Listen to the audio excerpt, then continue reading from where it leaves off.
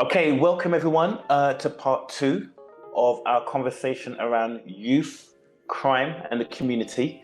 And we're going to continue with our guests who we had in our last podcast, if you checked it out, with Jody and Shireen, who I've known for many, many years. They've all had experience working in the industry in different capacities. And also, like myself and Ivan, we've all grown up in the area, in the locality of Newham. So we're going to kind of continue and build off of what we spoke about last week. And if anyone who hasn't checked it, I suggest that you do go and check it. But essentially what we were talking about is setting a tone for an area like where we come from, which is Newham. So we discussed kind of some of the dynamics, the social dynamics, the financial, the economic situation of Newham and the social experience if you grow up in an area like this. It then led them to talk about what are some of the feeding factors to what the challenges that young people may face and what might get people into crime, what sorts of things might be lacking, but also what sorts of things might be needed to help young people to really move forward and not get themselves caught up in the, should I say, often potentially attractive path of getting into crime, especially in areas of inner city London where maybe finance is not an issue, aspirations are quite low.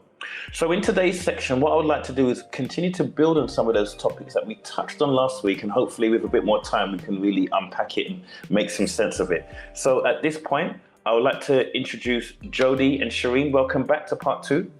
Hiya. Having us. Okay, that was my little one. I like that. Yeah. What happened to your that's your favourite celebration? No, that's you've got to subscribe for that one. Okay. Well, listen, we're gonna dive right in because when I was looking back at last week's podcast, there were so many bars upon bars and so many powerful statements that was mentioned. So we're gonna go deep.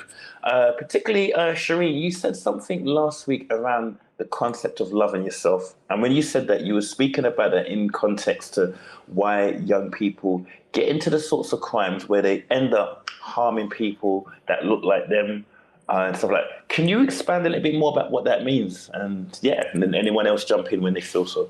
For me, it's if you valued yourself, why would you harm someone that looks like you? That could be your sibling, that could be your family. I think if you're in a community where you and the individuals around you do love themselves, you're going to protect it, but you're not necessarily going to protect it with violence, because violence brings pain. And that's, and that's what I mean by loving yourself. Okay, so let me just be devil's advocate for the time being. So somebody that might hear that and be thinking, well, that sounds a bit lovey-dovey. Like, how is that going to stop someone from harming someone? How is that going to stop someone from getting into robbery? Or how is it going to stop someone from shooting a gun? If you're going to shoot someone, you'll do it anyway. How is loving yourself going to stop that? I mean, how would you answer that? Or how would anybody else step in with something like that? I think that, for me, is I would go in a different direction, actually. It would be nature versus nurture debate. At home, you can only give children, at home, you breed a certain type of person. Let's put it that way. Like you instill certain values, and that starts at home. The moment your child starts going outside, they change as a person because they're downloading information that is beyond what you're able to give them. And if they're in an environment where their exchanges with people is loving and positive, what they're going to bring home is going to be the same, and what they give out to other people is going to be the same. So it is very much, yes, at home, we need to make sure the home environment is as safe as possible, a positive, happy experience. And then when they go outside, the same thing. You don't have children that, let's say, grow up in Highgate killing their peers in the same capacity. Like they have problems and there's darkness there, but it's completely different. Theirs involves money. Ours is perpetuating some of the things that may be an issue in their society, i.e. drugs. It's our children that are giving over their lives to sell to those children. So as a society, we have to look at ourselves and say, what are we doing? What's going wrong? And look to some other places where kindness, those types of moral values are fostered, and children end up developing better. When you look at places like Scandinavia and and statistics on how happy children are or how advanced they are in terms of childcare and how the society together nurture their children. Or you look at ancient societies in Africa where the environment was, and the concept of it takes a village to raise a child is true. And it's a value that I do believe in. As a community, we are raising all of these children and we're all failing. Interesting. One of the basic lessons that you're going to teach when that whole village is raising a child is self-love, isn't it? It goes beyond for one, the concept of love, and two, that is expansive, it's omnipresent, it's everywhere. Like, and if you lack it in your family structure and at home and within your community, then obviously it's not something that's fed within you, so you kind of turn the other way, isn't it? You set up your defenses, I'll catch them before they catch me type of situations. And that's all to do with learning. Like we said, young people, we said this last week, young people their brains don't stop developing until after the age of 25, and at that point, if they haven't learned how to love themselves as young people and have known what love is, then it's going to be hard for them as adults to then pass that on to the children that they then have. So we're stuck in a loop. I mean, I'm gonna take a nuance on this because, even when you think about self-love, one of the things that, when you mentioned this last week, what really resonates for me, I remember an experience when I was walking down. Where was I walking down? I was in West London and was doing a project in Notting Hill, Ladbroke Grove. It was like in between areas, so it's like an estate. And obviously, if anyone knows that area, it's kind of surrounded by super rich areas, but with these pockets of estates. Anyway, I'm walking past.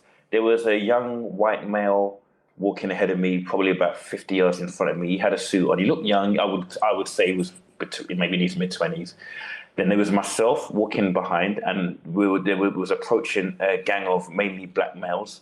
Some of them on scooters, some of them had their helmets on, some without, but they were just hanging out in there talking. Anyway, in order to go past, you had to walk through them. I noticed the white guy walk straight past, and nothing in his body language changed. It was almost like he was oblivious to them.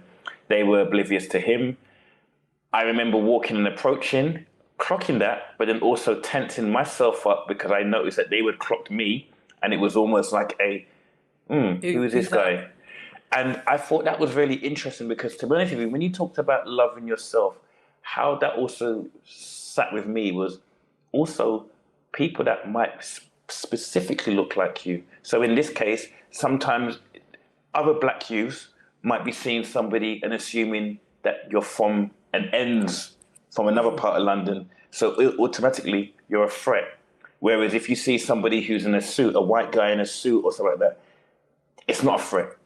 Now, not to say that black youth should be seeing a white youth as a threat, but it was very interesting how it's often selected who you deem to be a threat and who you deem to not be a threat. Yeah. Can I ask, what were you wearing? Casual clothes. I had joggers on because I was very mindful that I had. It wasn't Speedos or anything like that. It was just normal clothes, because that would have been perfectly acceptable if they did look at you strange.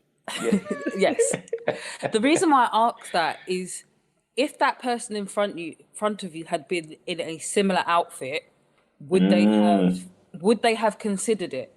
Because in certain areas, that black or white, it doesn't make a difference. You could be Turkish, could be Albanian. Are we talking here a little bit like the Crips and the Bloods? So basically, if you think about if you're wearing red in a particular place, if you're wearing blue, that kind of, if the people are looking for that certain flag or, because at the end of the day, an Adidas tracksuit is an insignia in some ways, people see it and they're just like, It's different. When you're from every little pocket of London, although we might buy the same things, our swag is all slightly different. We're all like there's nuances to there is nuances to how everybody frames things. So if, for example, let's consider, okay, we'll talk about in Newham, a hub, Stratford. If you're in Stratford, you could pass people in tracksuits. You'll pass like 20 people wearing tracksuits in 15 minutes. It could be a high end, a low end, blah, blah, blah, blah, blah, blah, blah. If in that community you're not used to seeing that, and you saw like a white guy in a tracksuit walking through you, the first thing they'll think is he a Fed? So of course they'll get tense because he's in a suit in the area. It's like he could be going to his house, he could be going to a meeting. We're not going to notice him. You, as a black guy in a tracksuit, and you're very tall, they're going to think, who's this lanky guy coming over? What's he about? Blah blah blah blah blah. Had you been in an out, like let's say jeans or like swagged out, they would have noticed you because, you know, they're like, swag, might have a little bit of jewels. Is he someone I should know? If you were in a suit, they most probably wouldn't have paid you any mind. You said you kind of blend in sort of thing. Is that what you mean? You look like someone that could be, possibly, but the closer you get, you give off a demeanour anyway that that's not what you're here. You know what you're on there. Yeah. You're not a threat to them. But had it been anybody else, it could have been a possibility. And that is also the environments that we're raised in. Do you think it's a bit weird that sometimes that you can have people like in gangs and stuff like that are, some of them are actually fairly violent, can be fairly violent, but it's too, depending on who the person is, then they choose what kind of level of violence. So what I'm trying to get at is like, you can be so cool with someone who showed you love to some extent, and then someone like Alex may be coming through the area, and all of a sudden Alex necessarily hasn't done anything to warrant any sort of like kind of action because he's there, but the moment that kind of someone from someone else is involved, then you can almost turn the violence on. And when we talk about that Crips and Bloods, and you know, because what did our equivalent is postcode, right? Yes. 16. So interesting the way that the postcode people try and find those definers is like, listen, because you're with me, you're cool. He's my boy. I'm gonna be cool with you, sort of thing. But then someone, just for whatever reason, being in the area, suddenly their person could warrant whatever extremes they want to go to. And I feel like that's that kind of, I don't know how that connects exactly with what we were saying about loving themselves, et cetera, et cetera. How is that? But it's so weird how they all have the same they probably have the same sort of mottos about don't grass, don't do this, look after each other. Yet you go down the road to another postcode and that person's like, they have the same values, but they're now the enemy. As people, we're always weary of the other. Like as in evolution, the other could have really caused us harm. The other could have brought viruses, they could have wiped us out. And the nature of humans is to multiply and prosper. Like that's the nature of cells and germs when you actually talk about it on the biological level. That's so Jodie's number three. Number three, what was it? Reproduce. Yeah, that's a number on the biological level. If we're going to talk about the sexes, you match with someone that your genes, you assume your genes are going to pair with well, and you're going to produce good offspring. That's how psychologists and biologists think about us as people. And before you go any further, I just want to say, if anyone's listening and going like this, you're dirty. Anyway, carry on, Shuri. Carry on. As we've evolved as a species, as humans, we've always defended our offspring. And now it's gone nuclear because you're defending your invisible offspring at the moment in areas where you don't own the land. It's not a positive environment, which is why you want to burn it down.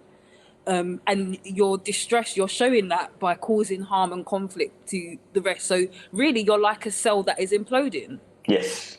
And that's basically you're what a virus for yourself, Yeah. And that's where the lack of self-love hits, isn't it? Yeah. It's like, if you are a virus for your community, the people around you, the people that are that mirror you, and you want to kill them or hurt them or cause them harm, then you don't like your reflection, right? Yeah. Mirror. So you've both mentioned two words. Jodie, you just mentioned mirroring, and Shireen, you mentioned imploding. And the word imploding sticks out because I remember. So do you remember there was the Small Axe series, and you had the series about the Mangrove 9? Yes. Ivan, I'm not too sure if you saw the Mangrove 9. Five. No. The Nine, Mangrove I think it's 9. Mangrove 9, yeah. And basically, it was just a recap for people checking in. It's to do with the first Caribbean restaurant that was set up in London, in West London. And basically, at the time in the 70s, there was a lot of racism in London. Basically, it was the police, in fact, they were really bullying this business to try and shut them down. And eventually it led to rioting, and it led to the owners of the restaurant and their friends and associates being taken to the Old Bailey, which is like the highest court for like the big crimes. So this was just a little restaurant situation, big crime, but they took them on and beat them. The point that the reason why I mentioned that is because the barrister, who was a Scottish guy, a very well spoken Scottish guy called Ian MacDonald, he has a big part of it in terms of helping them strategically. You know, some were supported by the barrister, and others took on the case themselves, like no support whatsoever. But when I looked at an interview on YouTube with him talking about his story and his perspective, one of the things he said is when you have a group of people that have been continuously marginalized or whatever sorts of external factors are hindering the growth of the community, eventually they implode and they start to attack each other because they can't seem to go anywhere else and take their energy anywhere else. So I thought that was really interesting, that point that you just made there. And when you look at like civil unrest throughout history, the first thing people do is they destroy every single riot we've had is poor people destroying where they live because they're so distressed with the environment that they're just like, let's break it all down and Pent up anger. And I can't if I take this anger out at, let's say, you know, we riot and I'm not going to say it because they almost probably pull it, and then you go and become anarchists and whatever, what's going to end up happening? Nothing's going to change. Those people will just disappear, and then a few years down the line, it will happen again. But it's interesting because it's almost like when I think of mental health, for example, and we understand people that start to self-harm, whether that's like actually cutting their wrist, or you get people that put themselves in dangerous situations that are quite risky, and, you know, all of that sort of stuff. It's almost like what we're speaking about on a wider scale is a type of a community self-harm where there's issues, it's not being addressed, people don't feel like they have an outlet, and so they just hurt themselves. There's no baseline. I think at the start of the conversation, you mentioned about when people leave, like they have a structure at home. It's not always great, but it's a place where you feel like you have a bit of control, and then people go out into the wider community, and then those effects that you're talking about are just compounded because they group up with people who have the same sort of issues. And I feel like we're going to talk a little bit about role models as well. And then you've got role models potentially who have influence over people also then saying that as well. So it's kind of compounds a compound effect. And I feel like that role model area is quite an important area to kind of think of, because I feel like a lot of what we talk about always goes back to we said viruses before, and when you consider that viruses duplicate and they create more of the same, and that goes outwards, you know. So Ivan, why would you say role models are important? Because you know what it is that no matter what happens, and no matter what you believe or think, you're always looking for other people for like validation of what you think, etc. Okay. And I feel like even like with the situation in Ukraine now, a lot of people I know, they're a bit scared of the news at the moment because a lot of people are trying to get away from negativity. A lot of people are saying that to me. They're like, hey, you know, this is too negative for me. I'm struggling to take this on. And I'm doing the reading that I need to read to keep myself informed, but it's a little bit more than the average person. So my partner, for example, will say to me, hey, what's going on, sort of thing. And then I'll kind of feed it back to her in which I see as a responsible way, where I'm kind of like just being like, hey, you're not going to believe this, but a tank just run over another tank, and then an eagle came down and took everyone away. You know, I'm not going crazy. I'm like, hey, listen, it's looking rough. Excited, and I'm giving it back, and I see that as like a kind of role model thing. On the other side of it, you've got younger people who are worried, like maybe there's a beef between X crew and X crew. You know, there's times where something happens, and you go from 1 to 100, and you're like, oh my god, they were going to kill each other. And really, the older person's like, shut up. He slapped him because he said that, and that's where I think the role model comes in. It's important for them to decipher what's going on, and kind of like business is the best example. The CEO says what's going on. The managers then work out what the CEO said, and then it's their job to kind of put it out to everyone else to make things happen. And I see that as the same thing. You need role models to decipher what's going on, and in this rawest form, lead by example. You want people to mimic that behavior. But like you said, in the example that you gave, where you give your partner, let's say you did give your partner the wildest feedback of what was happening. People are then going to regurgitate that and share that and then it gets shared again, and For then real, each yeah. time you share it, like Chinese whispers, Yeah, a little something. the truth of it just disappears. Someone adds a little bit of flavour, a little bit of spice here, Yeah. a little bit of teriyaki there, a little paprika over there. You've got a whole something completely new. And I think with some of the issues as well that happen is you have a Chinese whisper or you have an incident. This person said that, da da da da da. Next thing you know, it's handbags at dawn. I'm going to pull it back in somewhere because last week, Shireen, you mentioned about role models, and you said it in the context to having people that look like the young people as role models, people to look up to. I'm keen to kind of explore that a little bit. From me growing up, like my experience was in dance, theatre, things like that. Those were the hobbies that I had. And I was always just told, like, you know, oh, you could be an actress, or you can do this, or you could, but it was always, you have to be the face of something. No one told me that I could be a stage designer or, you know, write plays, or no one told you the other things. They only glorify what's at the forefront. At the forefront, and yeah. I think at the forefront, media just pushes that for you, isn't it? You think that's what it is to be successful, when it isn't, because, you know, high up business people, until recently, until social media, you wouldn't know if someone was a billionaire.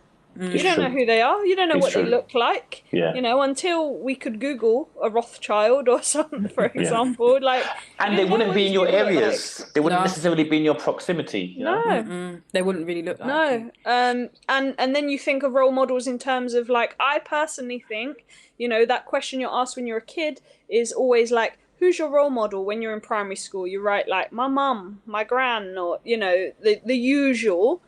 But that's not cementing, because it's not, you shouldn't just ask a child who their role model is. You should teach them the values of what a positive role model is. You know, similar to the way religion teaches, you know, the path of Christ or Allah or whoever.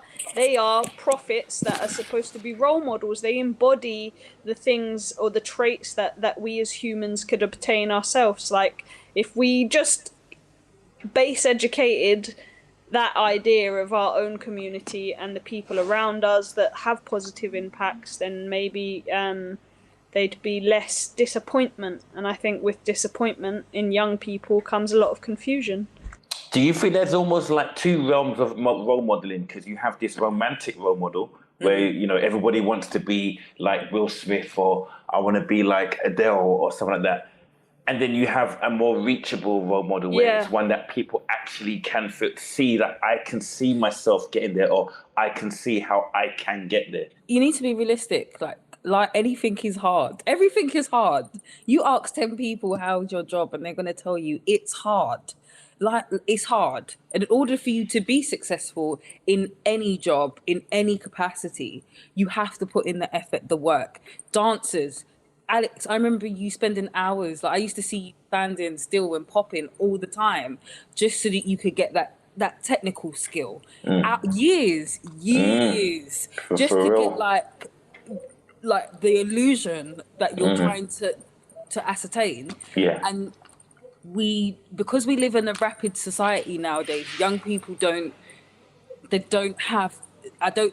see the ability, like, hard work is going to pay off. It pays off. It does. In the long run, it pays off, because all your favorite artists have been doing the groundwork. At some point, they were nobody, and now they're on your TV screen. I watch a lot of random documentaries, and I remember watching one about German millionaires, and the German version of Forbes are unable to actually really provide a full account of the richest people in Germany, because they don't really talk about their riches like that. They're very reserved in how, you know, you could be sitting next to the richest person in Germany, and they're not bougie. They're not like buying, like, you know, the Rolls Royce as such, or, you know. And that is rich people. A lot of rich people in general. You won't know that they're millionaires. There's a theme here. We've talked about the unrealistic expectations, and it sounds like social media is really not helping with that. A quick thing, Alex. Yeah. When I was younger, we didn't have social media. Alex was a prominent guy in my community.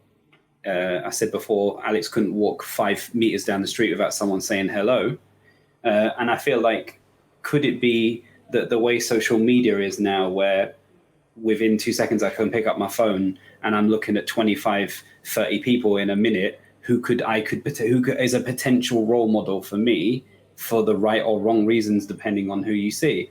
And could it be that, for example, if we go back to a time where we didn't have access to that wealth of information, our role models then became our older brothers, our older sisters. I think you guys said before, if you said, who's your role model, it'd be mum, dad.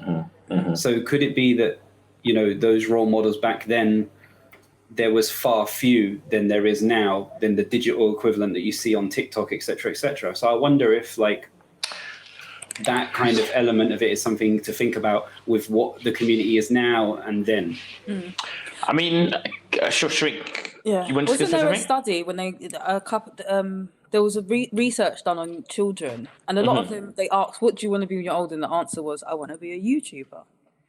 So if the idea is that you can stay at home and record videos and become a millionaire is so accessible, but really they don't understand how much time goes into doing that.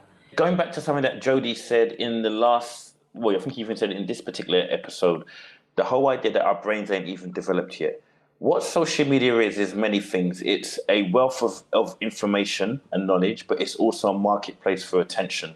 And, you know, I would think about when I go back to Grenada and, you know, going to the bus station in St. George's, I really don't like it because it's almost like every bus is hounding you to get on their bus. They're all going to the same place. One might just have a little headrest. One's got rims on their thingy. One's got tinted windows, but they're hounding you to go on their bus. And so it's almost like social media is almost like hounding you for their attention. And I guess going back to what Ivan said is when you had less options, you had to make quality relationships. And I feel like what social media is doing is that there's almost this conflict of interest because people are using their platform to present positive messages. However, the platform itself is instant. So you're talking about longevity on a platform that is operated via instant. And I think so it's almost like it almost becomes this conflict because we're living in a society now where back in the day, you know, like if you were having a discussion with someone and you said, oh, hey, what's the capital of America? And I can't think. Now that conversation is ended in seconds. Everything we want is on our phone. So it almost paints us a picture that even though we understand that nature says everything takes time to be cultivated, you've got to work it, it's hard work, there's a lot of resistance. The technology that we provide tells us a completely different story. And somehow we have to navigate which is a truth because they actually are both a truth.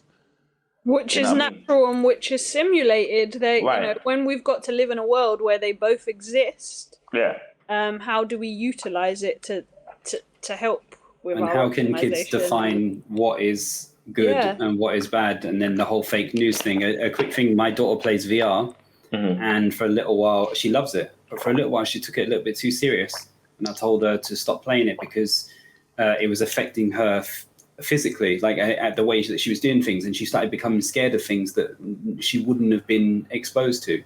And I was like, okay, maybe you're a bit too young for this. And I told her, and I tried to explain to her, like, what you see in that headset is not real. The concept for me, that the idea that she see that I couldn't ever imagine myself looking at something in VR, taking it off, and then being affected by it.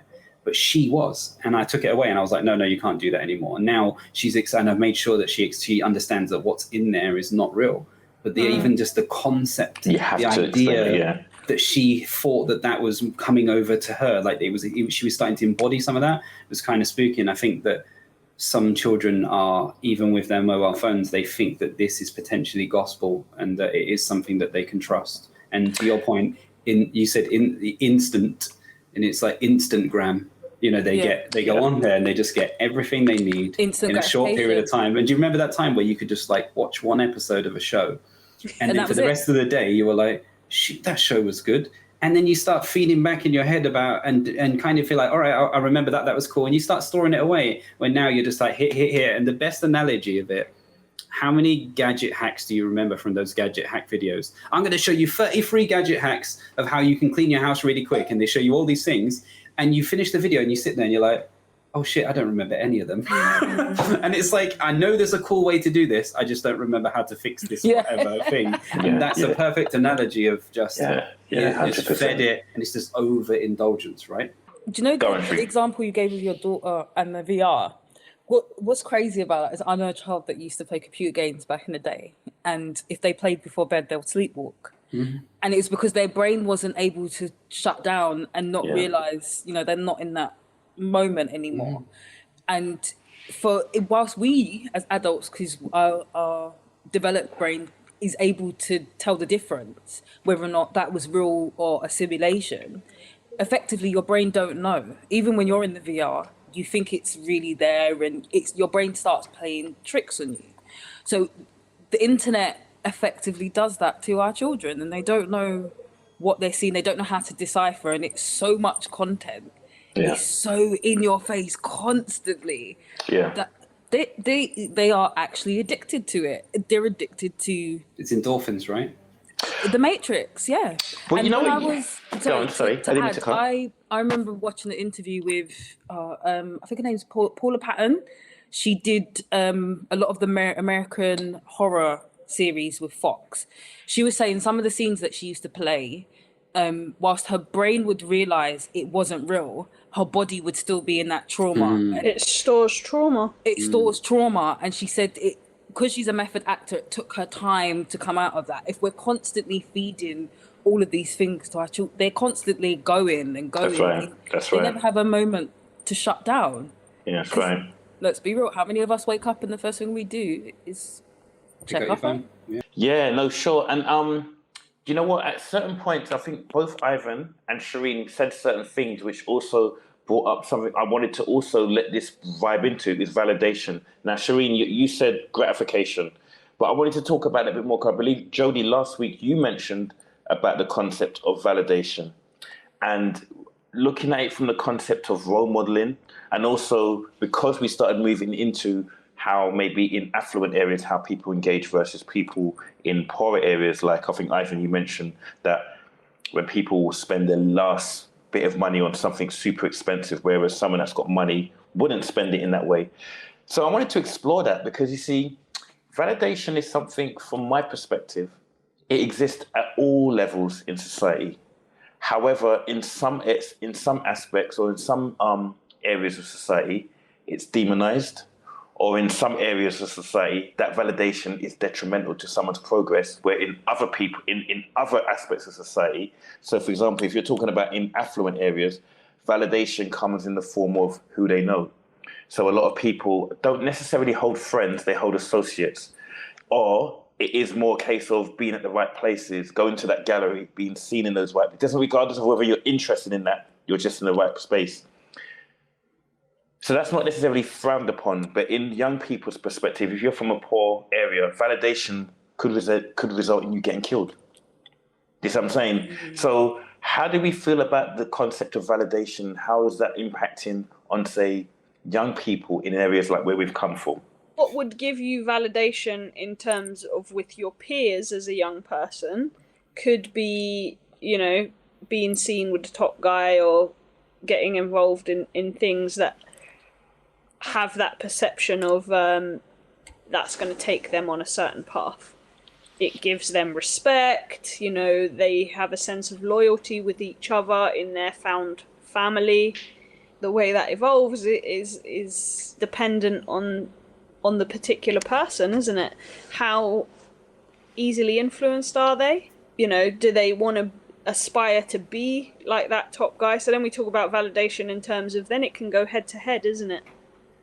So you don't no longer hold validation within that group of people. You want to gain your own validation of controlling your own group of people. How can validation work for somebody and kind of in a way that doesn't get them into trouble but moves them forward? The base of self-love and creating that around your community, each person has their role. You have someone who's more of a caregiver, someone who's more of a listener. And if you have those archetypes in your friendship groups and you can create them, in your communities, then you have a better chance of like having more balance, because I think everyone's too busy trying to get to the top of the ladder. But if there's only one ladder and many people are fighting to get to the top of it, no one might reach there. wins. It might fall over. So for me, it feels like the overarching thing here about the role models is having those people, whether they be head of community centres or whether they're head of libraries, or funny enough, even shopkeepers in the area. The shopkeeper we have in our area as a role model during the lockdown, they could have just said to everyone, hey, and everyone suffered with this. They could have just said to everyone, buy everything you need from this shop. But the guy was like, listen, everyone needs to wipe their ass. When you come in this shop, you buy 1 pack of toilet roll and you go. Now, he was in the center of the community telling people, don't come in, just buy. And he put up little stickers saying, just buy what you need. There's elderly people in the area. Buy what you need, not hoard. And for me, it's a basic thing. And some people won't look at that shop and be like, hey, they're the community leader, they're the role model. But in my opinion, they are. That's a bloody role model. The guy took time and he could have just said, hey, just buy everything, because guess what? It all goes into my bank account. But if not, they took a stance. So I feel like when you say validation role models, for me, it's celebrating actions that people do that lead to better behaviors. And your shopkeeper knows most people better than everyone. Of course, it's true. He knows how often you run out of milk. He knows he knows everything. Yeah. Do you know what? I would even say that, like, even for someone like me, like, I know I've got like a little thing with my custard creams and Pringles. My shopkeeper would expose me and tell me how often I come in that shop and pick up them things. You know, Alex, they know your habits. They're like, Alex, have you got a date round tonight? You bought 2 packs of custard cream. Lucky lady. And when you work, I remember when I worked in retail, I remember that, especially with old people, you did kind of have a sense of like, you want to look after them. Because you're like, why are you 80, 90 or 70 odd years old coming in? Where's your kids? Why? But they want to be out there, and then they come out just to be a part of the community. And I don't know if it's a British thing, but I feel like we've lost that sense of respect the elderly as well. And with that, you lose the teachings that get passed down over and over and over again. Disconnect, attitudes and learning from mistakes. But I also think as well, saying that though, I mean, in areas like Custom House, areas like Newham and many other inner city areas, and even just poor parts of the country, because actually some of this is intrinsic to just poor, financially deprived areas. You're talking about self-love. Actually, what I find is the adults struggle with this. Because actually, this concept right here, we've talked about it in relationship to kids, but actually... We also struggle. Who teaches it? Who teaches this? So you go up as an adult just winging it. And that's why we all need therapy, Alex. Yeah. I listen, I say that we start up a therapy channel. Come talk to us. Come talk to us. All 4 of us. What is it, Dear Deirdre? Deirdre. Oh, yeah, okay. But, and I wonder, it's funny because we've made these last 2 episodes the focus of young people and obviously highlighting many of the issues and concerns and stuff like that. But actually, when I think about this, these issues are actually in all of us in society. However, young people will manifest it in a way that brings attention, possibly harmful to its environment.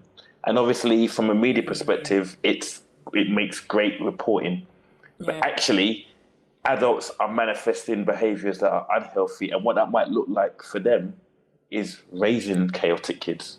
Yeah. Do you know what I mean? Children raising children who haven't had a chance to even figure things out for themselves, and then your role becomes a parent. So straight away you're in a role of a parent from a young age where you didn't get to be the role that you wanted to play in the first place. Sure. It's hard. It's hard adulting. Adulting is hard. It's bloody hard, It is. I think everyone watching this right now is relating. They're just like, go get a glass of wine. And they're like this. Which is why we scroll, right? To get away. To escape. It's escapism, yeah. Okay, so I'm going to put everybody on the spot. Now, don't panic. It's not a hard thing, but I think because we didn't say that I was going to do this, but I'd like everybody to think of one thing that they would like to see implemented into society to not only help young people moving forward, but maybe might help in building communities, better communities. Ivan, have you got something? Sure, I've got something. Okay, we'll start with Ivan and then we'll go across. Well, I think one of the themes was about social media and making things sexy. I think a lot of the times we need reasons to meet together. A lot of the times they're for the wrong reasons. Me and Alex make a joke that one time a transit van was driving down the road, it crashed, it was gang related. Yes. Me and Alex ended up on Prince Regent Lane, and all of a sudden Alex was like, holy hell, I haven't seen that dude since the 90s. And all these gangs and people started coming out of the woodwork. Next thing you know, there's barbecues and we're having like parties and stuff. You know, I'm being silly, but I'm just saying like we need excuses to meet that isn't for bad things. And I feel like one way to do that is that obviously budget for things to happen. It goes without it. But not just that, make it sexy. Find a way to say to people and sell it to people, all cultures and all generations, why you should be here in this place. And what I mean is the same level of marketing that goes into try and get your kid to play Fortnite and buy whatever in the game should be put into community support and getting people out of their house. So for me, it's just more attention into making, you know, events for your community sexy and getting those people out and giving them a reason to get out. More appealing, yeah, 100%. Okay, cool. For me, I would say I think more people should be taking time to get more into some sort of expression. Okay, I'm going to try and say this in a couple of minutes.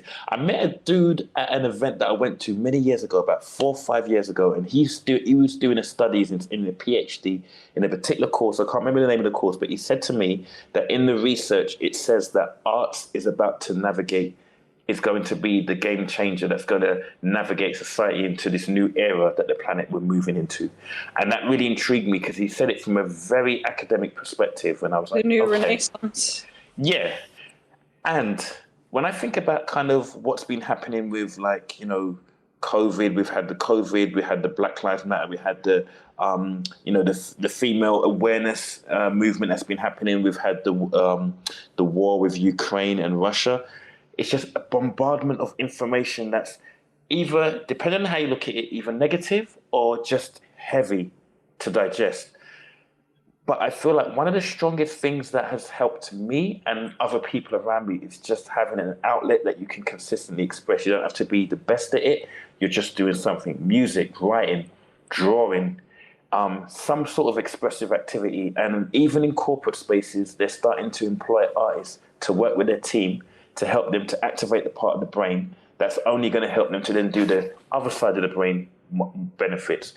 So I think personally, it would be lovely for more and more people to engage in some sort of expressive activity.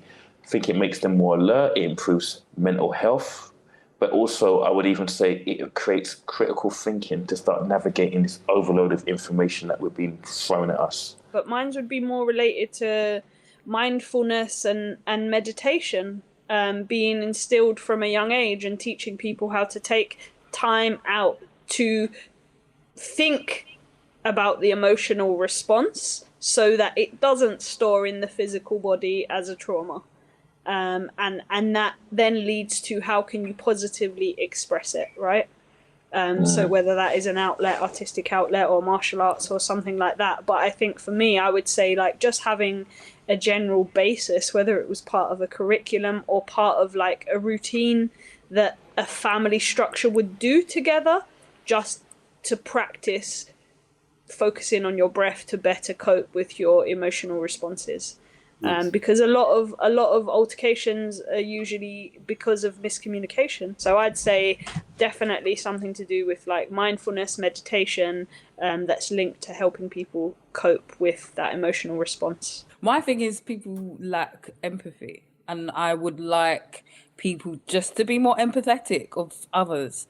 You know, I try to put myself in the position of everybody as much as possible. Yes, I have my moments where I'm absolutely selfish and I don't care.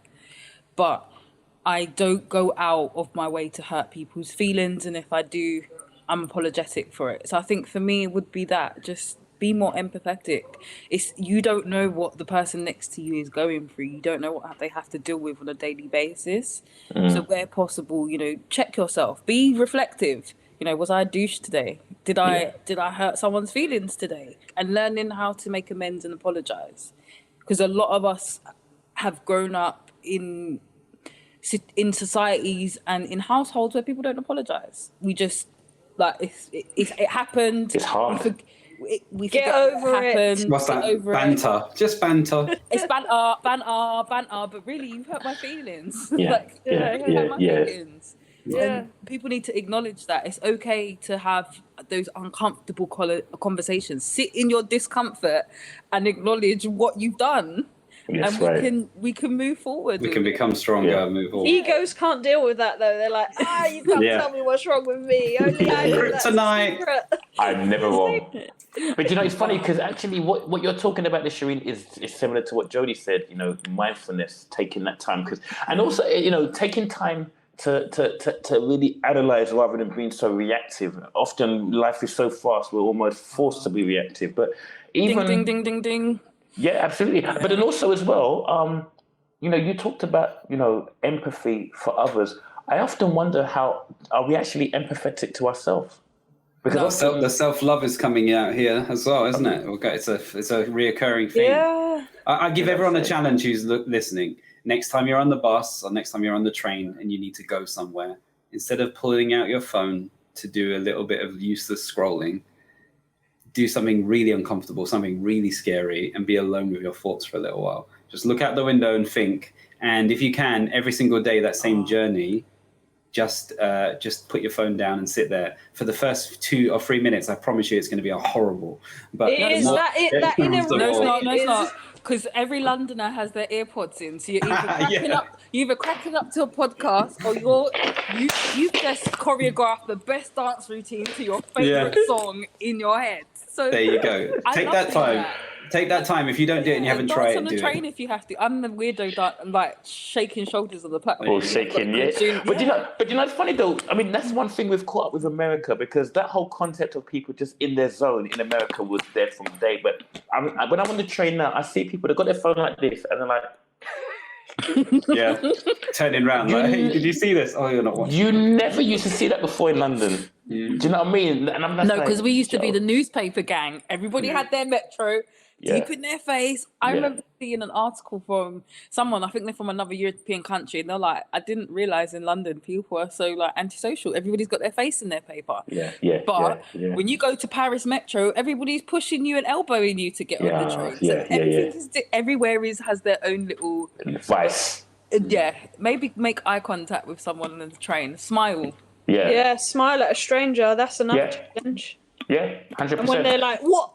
Everyone except Jodie, because she made friends the last time she did that on her way to London. All right, really? So we've got a few challenges for I'm a stranger kind of person. Like, if you smile at me, I'm always smiling. Like, they're like, do I know you? I'm like, no, but we can get to know each other. What's your name? Anyone confused about that hasn't seen part one. See part one. We covered the don't say hello. But also, if it means that if you're waiting for Jodie, she's late, you know why now. Yeah. She's probably spoken to someone and is chatting to some next person. I see Shireen's eyes just go. She's always late. Wicked. I love it. But listen, I mean, I thought it would be nice just to end on a bit of a smiles, because I mean, at the end of the day, what we're tackling essentially is important, but it is heavy. And you know what? And at the end of the day, with all of what's going on at the moment, there's enough heaviness out there. You know, why should somebody want to listen to what we've got to say? Do you see what I'm saying? So, you know, it was nice just to end it with a little bit of smile and to understand that smiling and laughter is all part of the experience. Like, you know, the same way that we should be willing to laugh, we should be willing to explore difficult issues, and vice versa. It's all about that balance, and everything's intertwined and stuff. So at this point, I just really want to, again, thank both Shireen and Jodie for coming for part 2 in your own time and just sharing some of your knowledge and your thoughts and your perspectives. coming from a place of expertise and being quite informed and knowledgeable. And I'm really grateful that you've taken time to be with myself and Ivan. So thank you. Thank you so much. Thank you for having us. This is a community service announcement. Boom! There you go. There We you don't go. know. I'm clipping that. That's the opening of the podcast now. Okay. Awesome. Okay, we out. Everyone, check if you haven't subscribed.